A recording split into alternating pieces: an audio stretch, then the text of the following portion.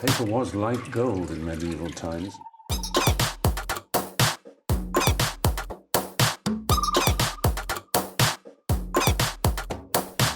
Oh, not tobacco, sugar.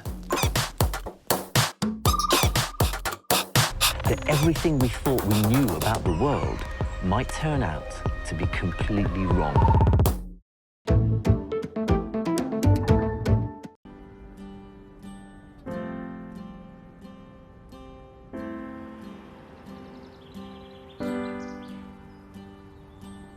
What's that one on? His yellow one? He says, I want my yellow shirt. And I thought, oh, this waistcoat. You know, which was the one he obviously had on yesterday. Oh God, he says, don't use that. He says, you can sell that on eBay. He says, just put me, he says, the colour, the bright coloured one. I've cried, but he's had enough.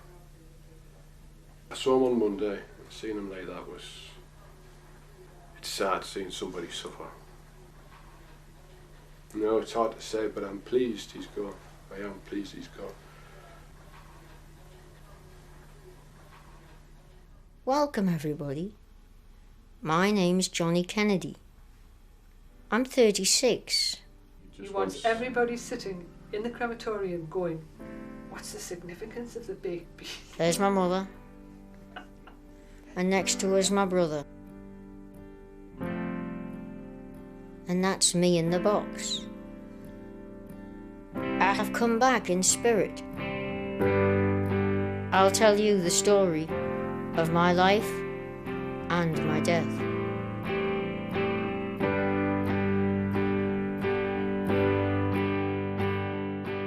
Jonny Kennedy is one of the most extraordinary people in Britain. For 36 years, he survived his very rare and painful genetic skin condition. With time running out, he wanted his last 4 months to be as extraordinary and uplifting as his strange life, and asked us along for the ride.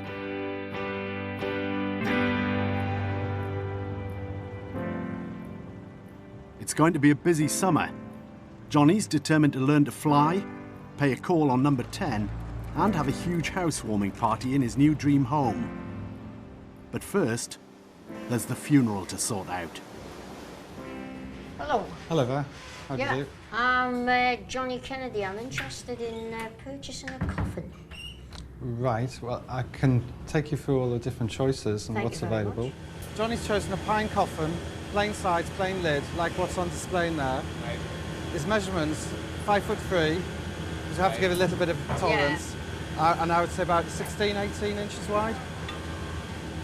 I would say 18. It's more proportional. About 5'3", 16 to turn 16. Over. 16, 5'3", 16. 5'3", 16. So is that my two sides, right?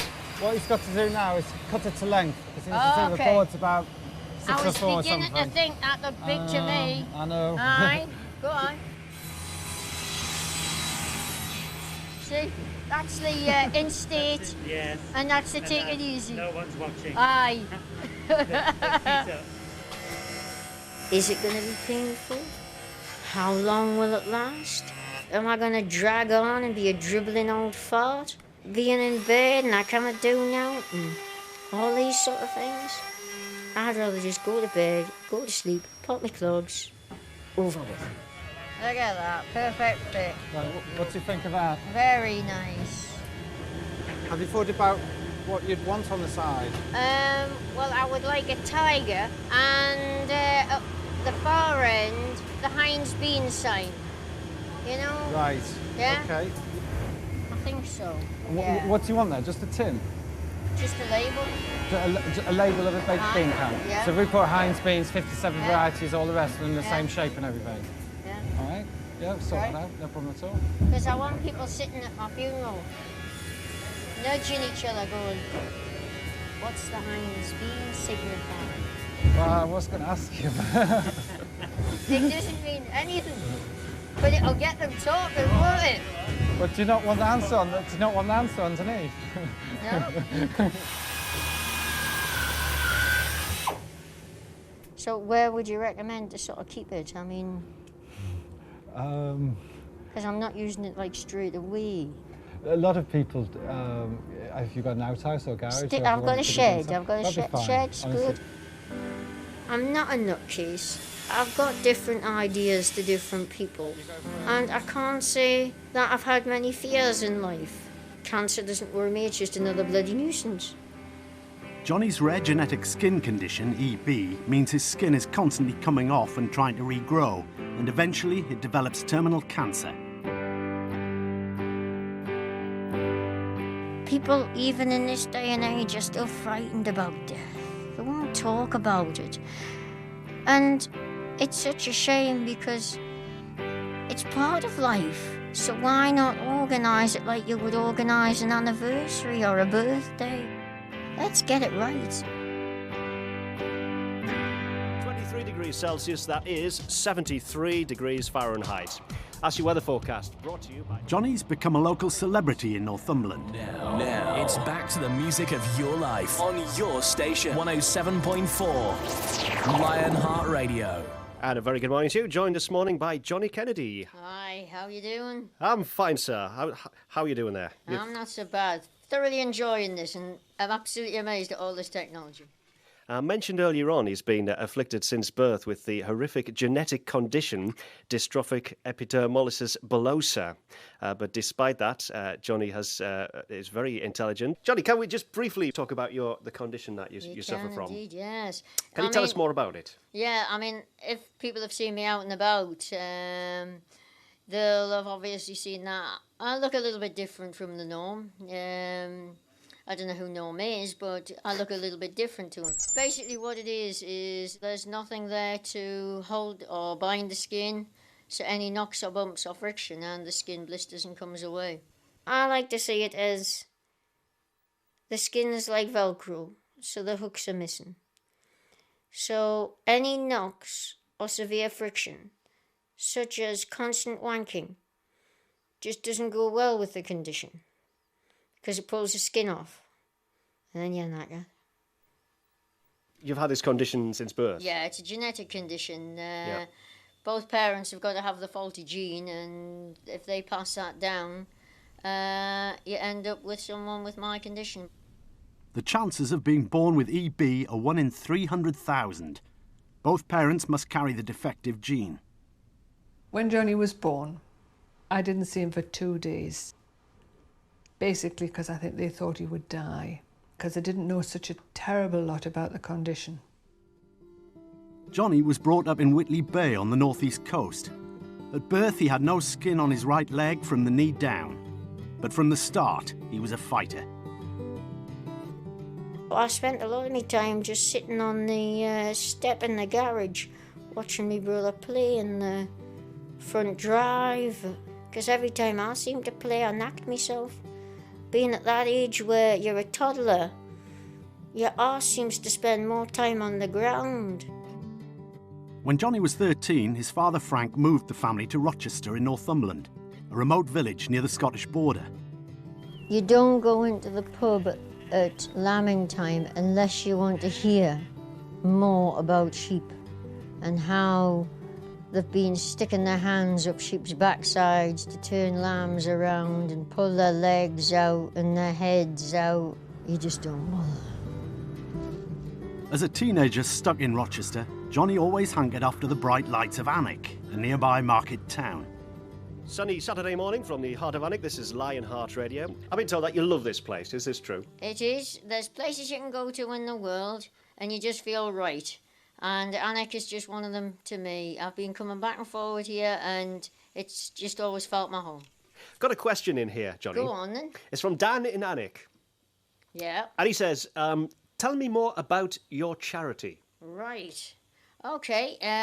It's called Deborah, which when I'm trying to raise money, people say, who's she? But it obviously stands for the name of the condition with Research Association on the end. Would you like to introduce the next song? Because, go on. Well, they tell me that you're a Queen fan as well. Oh, absolutely. You're the disc jockey. Go for it. Okay, here we are on this beautiful summer day at Radio Lionheart with Queen's Don't Stop Me Now. Tonight, I'm gonna have myself. Jonny's thrown caution to the winds in his efforts to publicise EB, parachuting from planes, winning awards and becoming a driving force behind Deborah, the charity devoted to finding a cure for EB. I think of no better person to receive the Disabled Sports Personality Trophy than Jonny Kennedy. So don't stop me now. Yeah. 4 years ago, with the help of Deborah's money, there was a breakthrough. EB's skin was treated and made healthy in the lab. This potential cure comes too late for Jonny, but he's tireless in his efforts. Nell McAndrew, the Force's favourite pin-up, supports the charity. Together they're releasing butterflies to symbolise the condition. Jeez, butterflies. This is Willie that he looks after us or keeps us right, whatever. Yeah.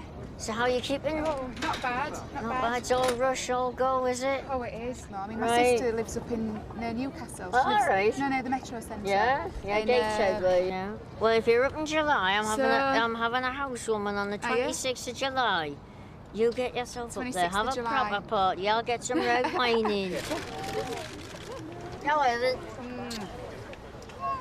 have we got it this time? No, take it again. Oh, we could be here a while. You just hold that pose like that. As I say, I hope you do get up north. All You're right. always Well, we're not welcome. seeing you, not going anywhere, are you? No, I'll be here, Pet. So We'll see you We'll later. do another one later. All right, cheers. A celebrity guest would be perfect for Jonny's housewarming. I'm knocking people out with Will you butterfly? EB has wrecked Jonny's body. He has a high voice due to scarring on the vocal cords and hasn't been through puberty. He's a 36-year-old in a child's body. I haven't had relationships because I don't think enough of myself to get involved. So I've always just, for want of a better word, just flirted, just messed about. But once things get too heavy and that, I just backed off and let other people move in and get on. I don't think it's fair on the other person to have to cope with all that I have to cope with, which is what they would do. I could see right down that t-shirt when she leant over. I, for one, like a lot of people, you don't realise your own strength. That's right. So you don't know how much pressure you are putting on somebody's skin. I mean, my mother and that, now she likes to give someone a hug and she knows she can't. It's just a case of putting an arm around you and being there and that sort of thing. So I miss out on a lot, But it's just life. It's just life.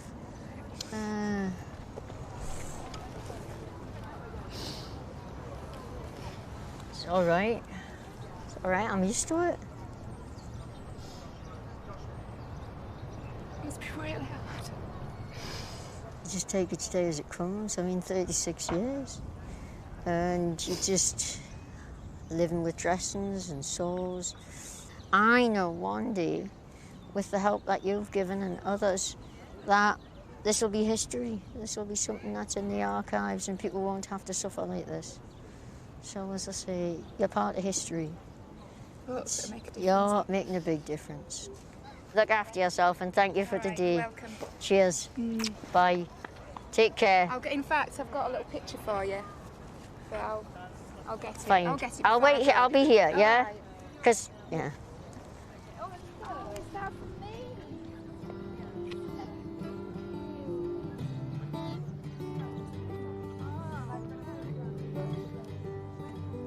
The guy's a pro. I was telling her about the condition and my life and the struggles, and she burst into tears. Use the sub story again. I use the sob story again, yeah. Works every time, doesn't it? Absolutely. Thank you, Roo. You see, he knows. So, yeah. And you got a phone number? No, but she's got mine, which is better than nothing. So she wrote Jonny's best childhood friend is Lord Rupert Redesdale. He's a working peer for the Liberal Democrats and should be a perfect speaker at the DIY funeral. It's going to be a different funeral, and I would find it an honour if you would say a few words as a friend at my funeral, if you find that you could cope with that. Well, I think I could cope, but could you cope with the fact that I get the last word? You reckon you would? you know, in one respect, I don't associate Jonny with the condition. You know, it's like, yeah, it's something that afflicts Jonny, but it's not what he is. No, it's like you're a load. That's your affliction. And I don't let that get in my way. I am definitely afflicted with it. You are? Yeah, but... It's made you the way you are now. But it doesn't, you know, it's not what actually defines what Jonny is. You know, I mean, one of the times that I found it hardest, when I went up to visit you, and Jonny was in tears, you know, he just said, I can't take the pain anymore, I want to die. Yeah. And I mean, the amazing thing about you is you've always had this sort of way of not saying that. Yeah. I suppose at times I've been hard on people like yourself because you don't know who else to turn to. You know, when you're suffering and you're hurting and that sort of thing, you don't know. You're just looking for anything. And that, you know, you just want to get away from it. So you sort of turn to anybody and say, I've had enough. What do I do? It was a bit of a shock when he first came up and said, you know, this is what it is and I'm not going to survive this one. He says, I'm doing this film, and he says, but I'm a bit worried about the schedule. He says, I'm not dying to bloody schedule. I know, I said to Rue, I says, now when they've done all the main filming, I hope they don't want me just to go to bed and lie and die, and sort of the cameraman and soundman's going, how are you feeling? Is he dead yet? No, I'm feeling better. Don't give him any more water. Are you feeling sleepy, son? 10 months ago, just across the river at St Thomas's Hospital, Jonny was told he had a year to live. His battered skin had finally given way to cancer. Because of this, he was determined to leave home and set up on his own. Whatever happened, for however long it may be, I wanted to spend time where I always wanted to be, which was over in Alnwick. Jonny has a team of round-the-clock carers, whilst his mum is a regular visitor. Do you know, if we put them all together, we could have little minis. Little what? Little minis. Oh, not more. Oh, that's a good bigger one. That's a good one. Oh, that's your... Oh, there's your chest. Aye. It was September the 11th last year when he was diagnosed with the tumour, and that was it. He was off. I remember we'd left the hospital and we were on Westminster Bridge, and you said, where do you want to go? Yes. And I mean, I'd been given the most, to whoever you are, the most devastating news. And I just shut my eyes and I could feel the breeze from the river and the sun on my face, and I thought,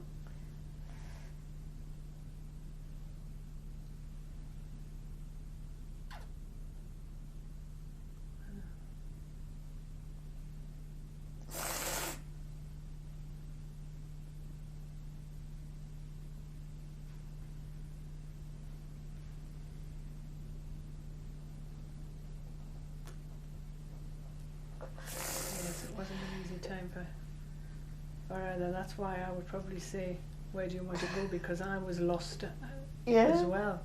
Totally lost. Basically, you can't believe it, really, although you know it's true. And the trouble is, nobody sort of can tell you anything, you see, apart from they wanted to remove it. But Jonny, maybe in his wisdom, I don't know, decided that was, no, he wasn't going to have any surgery. everything was happening, new house, getting me independence back, all of it's coming around, and then you get kicked in the bollocks when it comes to somebody saying, right, Kennedy, you've got cancer, stick that in your pipe and smoke it.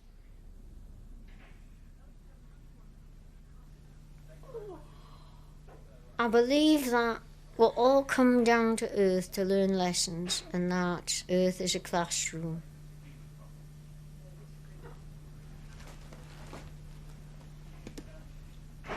I feel I came down to understand what it is like to be in discomfort all your life, to learn about frustration and possibly overcome that. Good.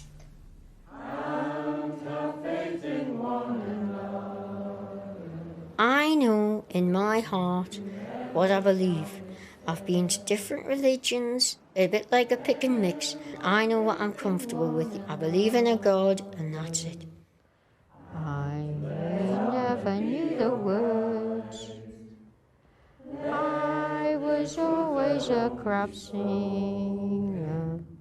The spiritualists believe that there's life after death, and they have the open circles where they bring Auntie Doris down or Uncle Bill, and they give a lot of comfort to a lot of people. Never enjoyed the Harvest Festival. They may be uplifted mind and body, hand and spirit before they leave these doors.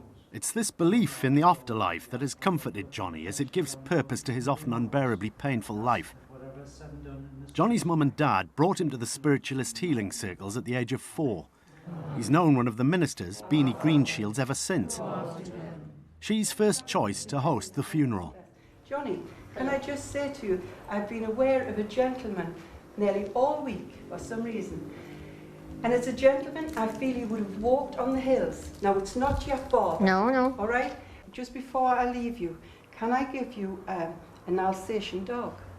You can. No. But... No. Then I'm not with you, Jonny. No. So can I just say thank you? Thank you. God bless. Thank you. Well, you know, I've asked you and George to sort of conduct the service. I do, yes. So I've been having a bit of thought as to how I want it put together. I mean, everything that I'm doing with the coffin and that sort of thing, I'm hoping should bring a smile to people's faces. So it should be quite good. Well, I suppose it's closer to home now. Yes, it is. It's getting very close. It is. Yes. And all you want to do is to have somebody with you to take the hand and say, and reassure you that this is going to be all right. Sometimes I think it's a matter of someone saying to you, now's the time, giving you the permission, really, isn't it?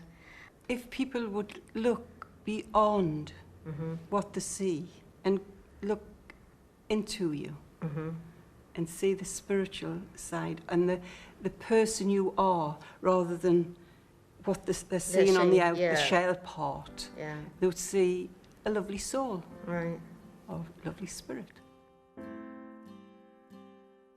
You see, do you know if you've learnt your lesson? Or do you go to your maker and he goes, you boobed, you didn't learn that bit, you'll have to go down again and do it all again. I feel I have learnt my lessons. I feel I have come to terms with it and come to terms with people around me, like my father, people when I'm out in the street. I don't get frustrated when they say, what's wrong with you? Can I hold a door for you? I don't say, oh, fuck off, I'll manage myself.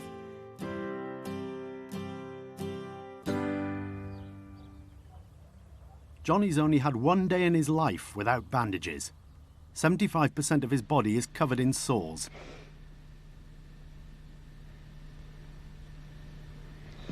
And what's the cycle of the bandage changes? Once a week, you mean? On the back. The other one's just as really needed.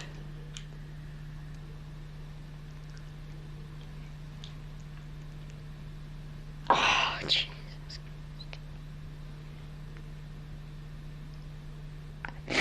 Do something, please. Don't just sit looking at us. Even after 36 years, you need to get your head round the severe discomfort and pain. Just gently, easy, slowly, gently. Something feels stuck down here. Yeah.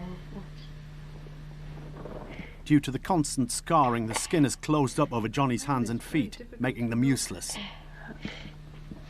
That's it. Once you're inside, I'm fine. Have I got hold of everything? I think so. I think that's an extra piece.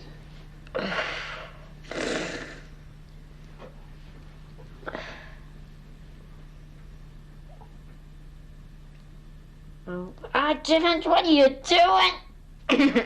Oh, you pulled on that one back. Shit, sorry, just thought it.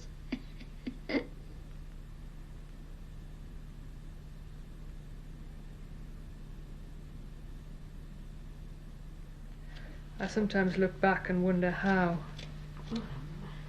I've managed, to be quite honest, but you do. If you work day by day, it's a job you get on and you just get it done. If you can imagine picking up a newborn baby to be fed, to be changed, and every time you pick that baby up, you're blistering it. God, that stuff stinks. Sorry. Oh. I was asked one time if I would carry on with a birth knowing that an EB child would be born. And I said no, I would terminate. It's not just a disabled child that's being born. It's disabling a whole family. There's now an intrauterine prenatal test for EB, so abortion is an option. It wasn't available when Jonny was born. Yes, had I been in a more modern situation and found myself pregnant, I would have aborted the baby, and not felt guilty about it as some people do, having seen what these children have to go through. I'd rather Jonny had been born physically all right, healthy, but no, I'm not sorry he was born. Basically, the person I feel more sorry for was Simon, because Simon missed out on a lot. He had a sibling, but he wasn't able to roll around with him and fight with him and play with him in the way two normal, healthy boys would be able to. Sorry, why am I not in the right place? Jonny had to be looked after, he had to be cared for, which I've done as best I could. Whether it was right or wrong, I don't know, but I've done what I felt was my best. And I couldn't do any more. Jonny's father never came to terms with it. I think maybe we felt it was sort of a slight on his manhood, I don't know. Well, I mean, we're each carrying the gene, so we were each as responsible as the other. But Jonny often feels he missed out on a lot, actually. Okay. Yeah, I'll do my hand a bit later. Right. Oh.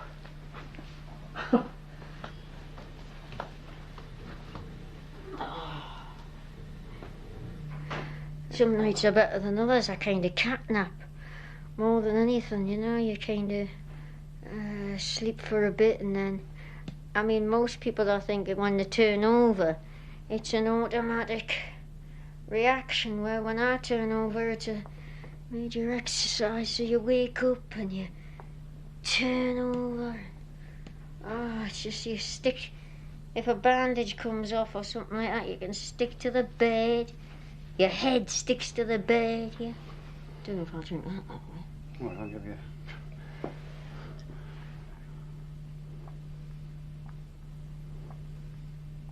Okay.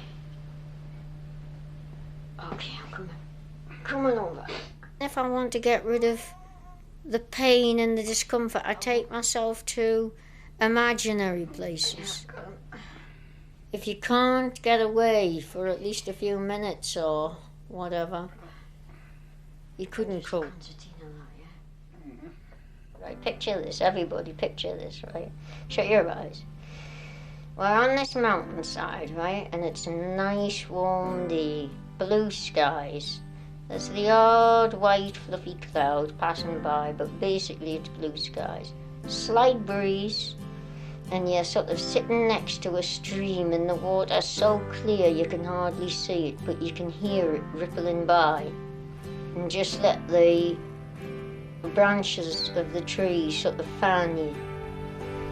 And I sort of go somewhere like that, and it's just peaceful and everything's there.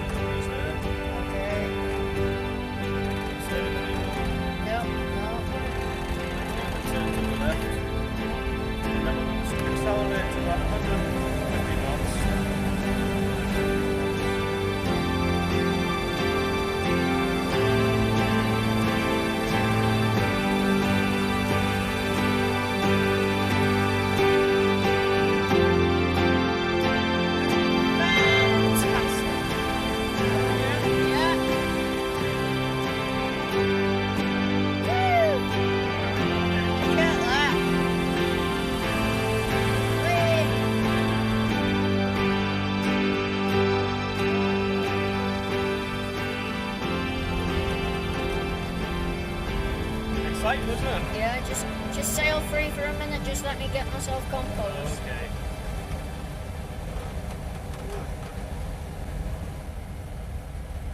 When I die and become spirit again, right? And my soul is free. I think I'd get bored if they say little angels sit on clouds, plucking their little harps, you know, and that all day. I'll be up there, getting them off their clouds, doing drops of 1,000 feet, then pulling up. I think you need to spice things up a bit.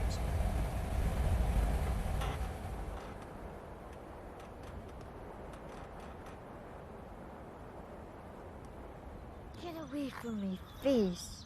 Back on the ground, Jonny goes to pay his last respects to his dad, Frank. Jonny hasn't visited the grave in years. This is not going to be a good day. This is not going to be a good day. He was a very fit man. He liked to cycle and rock climbing. And he didn't drink. He liked the occasional pipe or cigar, if he could scrounge it off me. He just found the whole situation of me just a total embarrassment. In those days, little was known about EB, and Frank tried several home remedies, including saltwater baths and exposing Jonny's sores to fresh air. What's me thing about flies? Well, when I was younger, my father stripped me off of all my bandages and stuck me in the garden. And I don't think it was a very good memory. And ever since then, I've never really liked flies. Look at them on my hand, feeding on me bloody hand, man, Christ.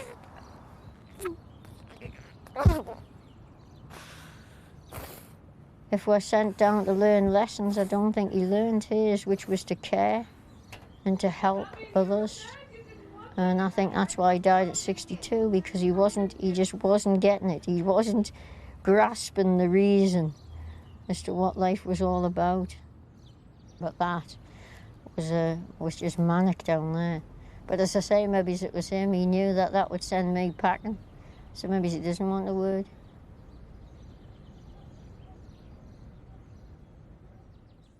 I mean, he used to have a joke. My dad used to go into the bedroom to check on him in the morning. He would say, "I'm still alive." Aye.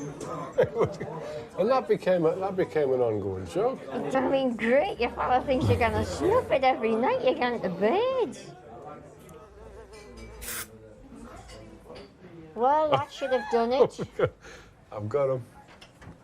And if I had anything living on me, it's dead. Jolly good. If you open your wallet, I'll spray the moths. I'm not just having any ordinary funeral. So, as I say, no, I'm organising a proper Are we send-off. going to be warned beforehand? Well, up to a point. A lot of people know who and what I've got organised, so it'll all just hopefully fall together. And that's what I was going to ask you.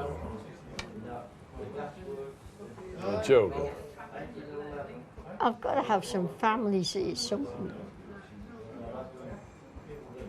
The mother's not going to be a fit state to Well, say who sausages. is? Oh, bollocks. You can say something, you can say, thank God that old fart's gone. Do you not reckon? I must admit, it's another one of those fantastic things you've asked me to do. But I feel it's important to have some family speak for me. To say something. But I'll have to say nice things. Well, it's up to you. I'm not going to be there, but I'll come and haunt you. So I've got to say nice things. Are you worried, like?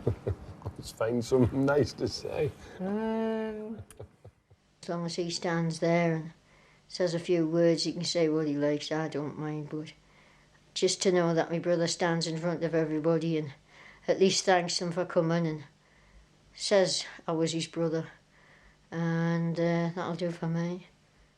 I know when the end does come, if I'm still here, I'll have that many emotions going through me because, number one, it'll be a relief for Jonny, the release, but it'll be a relief for me as well. So I'm going to feel that. Then I'm going to feel terribly guilty, feeling relieved that he's not there. And on top of all that, I'm going to miss him desperately. That's Nell. It's just a natural picture. The colour. It's nice. We're chatting. I've got a Were butterfly. they on her? What? The butterflies on the top? No, on her head. That was just a headband kind of thing. She's got a Deborah necklace on, which she's asked to keep. It's just a really natural shot. I think it's really good. Lots of colour. And it is. It's very nice. Isn't it? It is, actually. Thought I might have that framed and put in the conservatory. Oh, good idea. Isn't it? Mm-hmm. Did you fancy Nell McAndrew? Yeah. She was a very nice lady. Fancy, what's not to fancy? I mean, yes. Jonny isn't finished yet. He's still determined to host his housewarming party and visit number 10. Gotcha. There we are. Success today.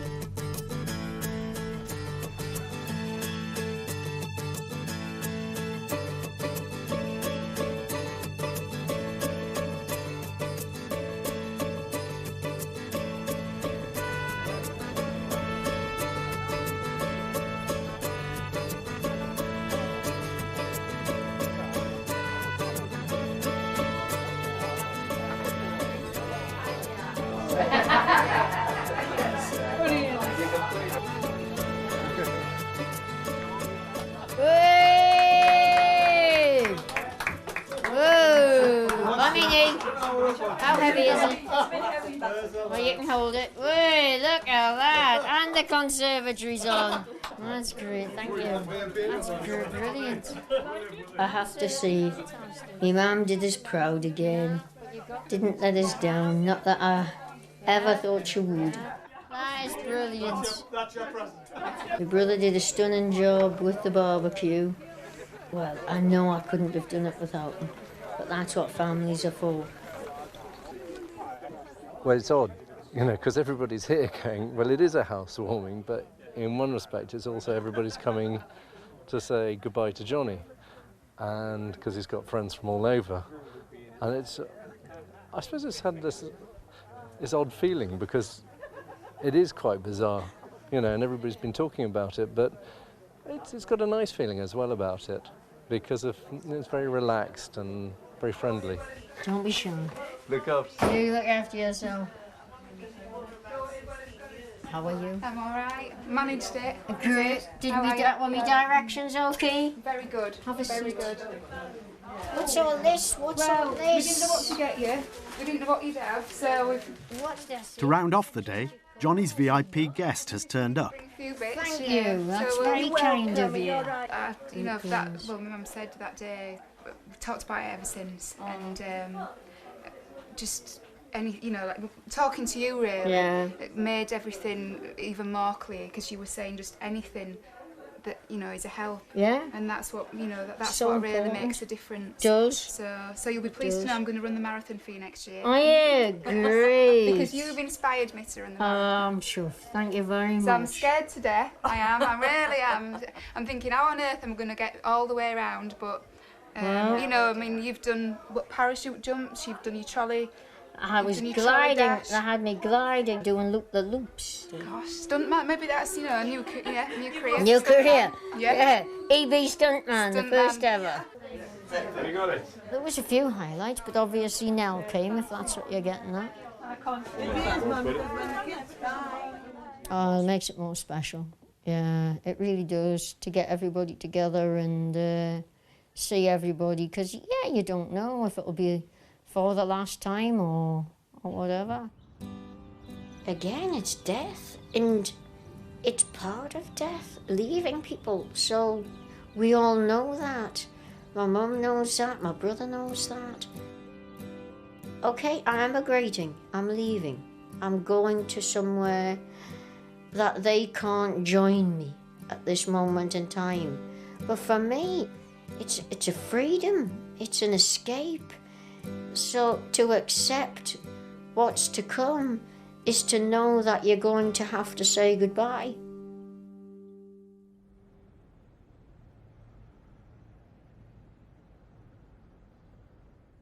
He's just got no interest in food at all, and watching him eating is hard work. He's finding food very hard work. So there's not much you can do. I sorted. I'm just about sorted. I'd just like to clean up the ends so everybody knows what they'll be doing and that sort of thing. But yes, I'm not worried about anything. Apart from how long this goes on for now. Anybody who says any different are liars. They're liars to have gone on all this time with a body like mine and done what I've done. And they're going to get cancer like this. If anybody says, oh, he was just a whinge, aye, I believe them. Huh. You're torn in two different directions. You want to be here, you don't want to be here. Because you always feel, being here in the position of being a mother, that it's more difficult for Johnny, to be quite honest. And Johnny, do you like your mother being around at the moment? Sometimes. That's a political answer. Now just one thing left. Deborah, his charity, has been invited to number 10, and Johnny's going no matter what. This could mean serious money. I'm amazed he's gone to London. So am I. I tried. I don't think he's fit to, but I was told to mind my own business. So I am doing just that. Hey? By your own son? Yes. Yes.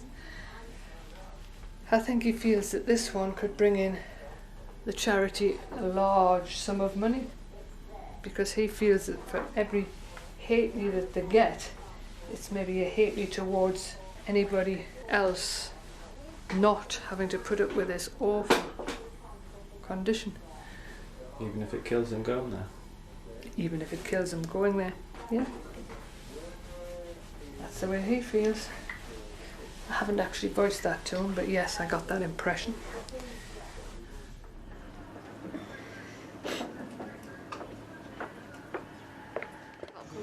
Johnny, why is it so important to go to Downing Street? It's just another Deborah. But you're not getting one.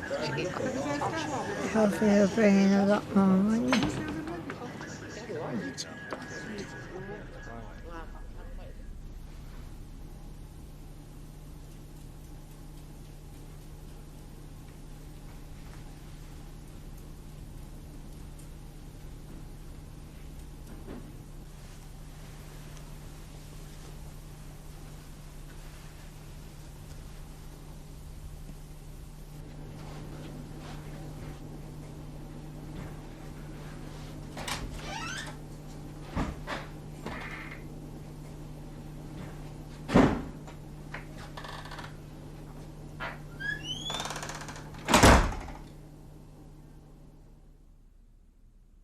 Johnny talks to Cherie Blair, and she agrees to attend future Deborah fundraisers.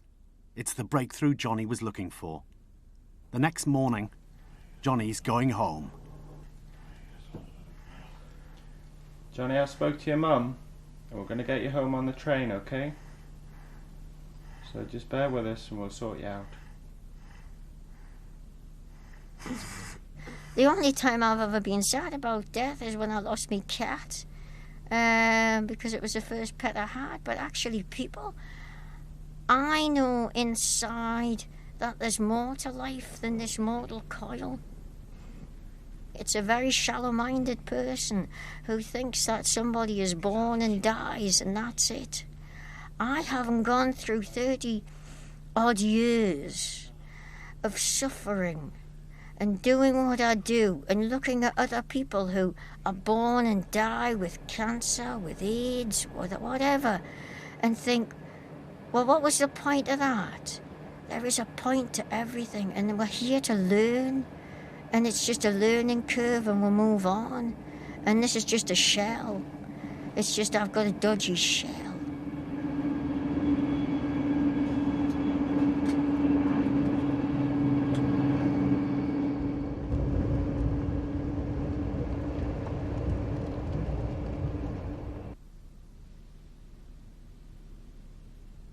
It's going to be hard for your mum now, isn't it? She's done. she's done her job. She's, she's gone and looked after him till the end.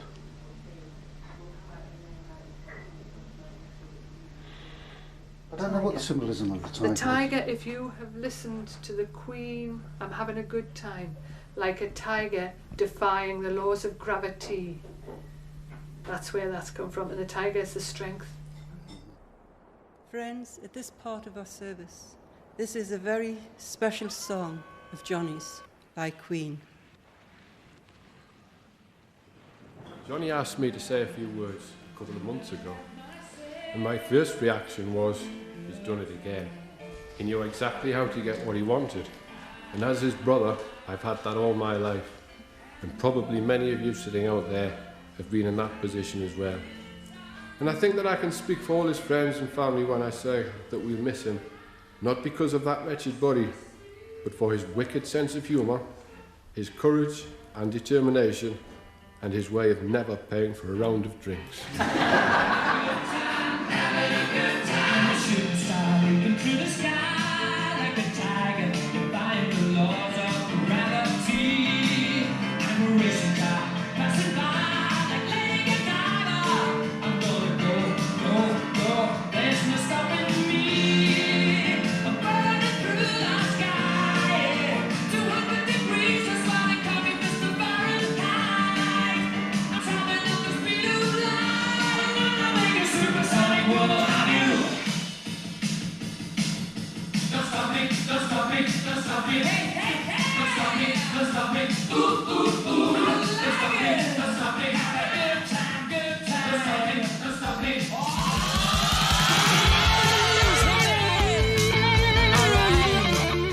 My name is Jonny Kennedy. I've told my story, and I hope it's given you something to think about. I may see some of you around. Maybe it's in the next life, or maybe sitting on a cloud, who knows.